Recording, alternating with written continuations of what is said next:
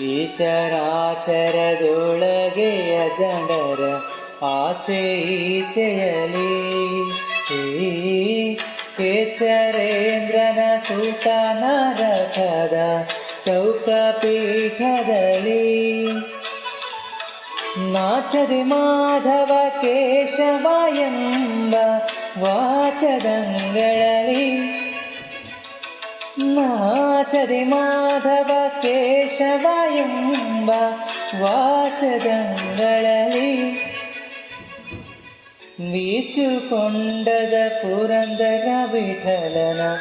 ಲೋಚನಾಗ್ರದಲ್ಲಿ ವೀಚುಕೊಂಡದ ಪುರಂದರ ವಿಠಲನ ಲೋಚನಾಗ್ರದಲ್ಲಿ